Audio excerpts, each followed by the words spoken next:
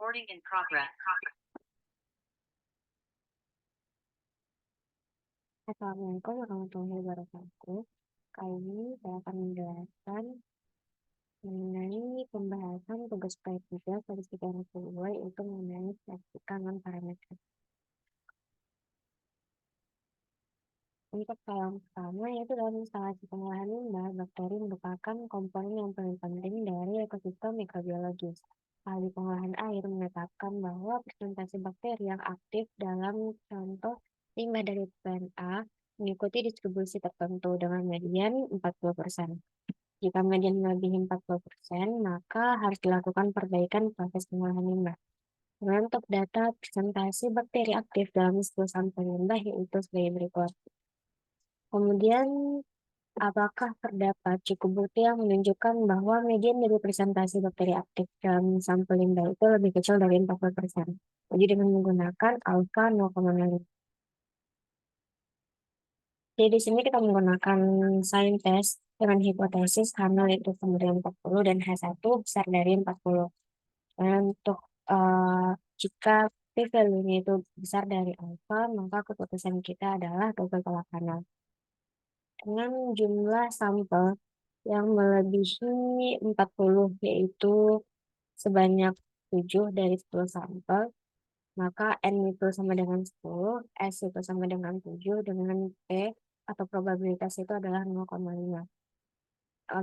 Kita lakukan perhitungan nilai p-value yaitu Px besar sama 7. Sama dengan 1 kurang Px kecil sama 6. Nilai ini kita dapatkan dari tabel ini. Dapatkan untuk nilai p-value-nya itu adalah 0,172. Karena nilai p-value-nya itu tadinya adalah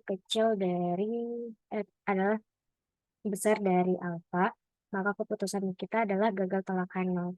Maka dapat disimpulkan tidak terdapat cukup bukti yang menyatakan bahwa median dari presentasi bakteri aktif dalam sampel limbah itu lebih dari 40%. Selanjutnya, ini merupakan data mutu kerja karyawan sebelum kenaikan gaji dan setelah kenaikan gaji. Dengan menggunakan alfa sama dengan 0,05 atau 5%, apakah terdapat peningkatan mutu karyawan setelah kenaikan gaji? Di sini untuk hipotesisnya yaitu untuk H0 tidak terdapat peningkatan mutu kerja setelah kenaikan gaji.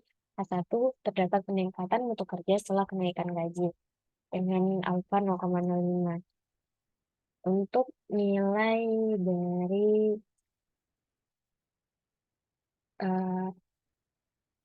kriteria pengujiannya itu H0 diterima jika T itu kecil dari T0 dengan N untuk jumlah datanya adalah 10 dan alfa 0,05 berdasarkan dari tabel Wilcoxon dapatkan T 0,05 dengan N10 nilainya adalah 10. Kemudian di sini kita lakukan perhitungan untuk T0 di mana berdasarkan data sebelum dan sesudah kenaikan gaji kita hitung selisih dari sesudah dikurangi dengan sebelum. Didapatkan nilainya itu sebagai berikut. Kemudian kita hitung urutan dari selisihnya tanpa memperhatikan tanda positif dan negatif.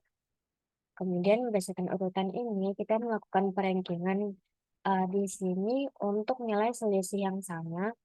Untuk rankingnya itu adalah rata-rata dari urutannya.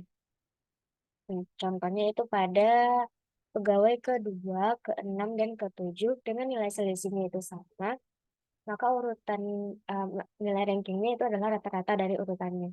Dapatkan untuk rankingnya itu adalah 3. Begitu juga untuk pegawai ke-3 dan pegawai ke-10, rata-ratanya itu adalah 5,5. Dan pegawai ke-8 dan ke-9, urutannya itu 9, 10, maka rata-ratanya 9,5. Jadi rankingnya itu adalah 9,5. Berdasarkan ranking ini, dipisahkan antara tanda ranking positif dan tanda untuk ranking negatif.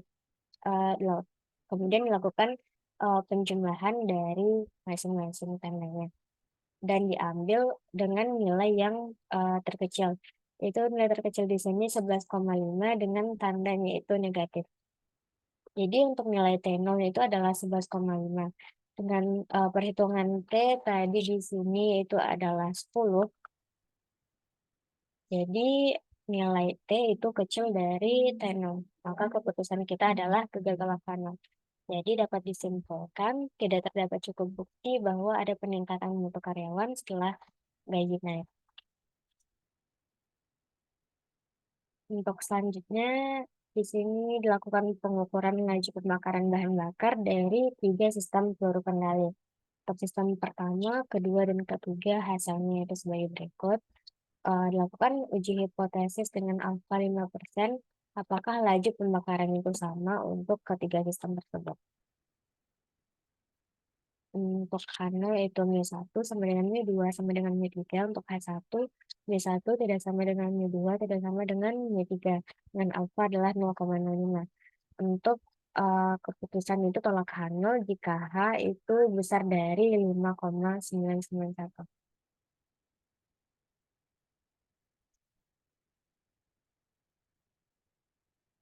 Di sini adalah nilai Chi-square 0,5. Itu nilainya 5,991. Kemudian berdasarkan dari nilai di sini dilakukan, perankingan mulai dari yang terkecil hingga yang terbesar seperti pada kasus sebelumnya, dengan nilai ranking dari nilainya yang sama merupakan rata-rata dari urutannya. Maka didapatkan untuk hasilnya itu sebagai berikut. Kemudian melakukan penjumlahannya untuk menghitung nilai R-nya. Maka didapatkan R1, R2, R3 itu sebagai berikut. Kemudian dilakukan perhitungan nilai H dengan rumus sebagai berikut. Untuk N yaitu jumlah dari seluruh datanya, N1 itu untuk sistem 1, N2 sistem 2, N3 yang sistem 3.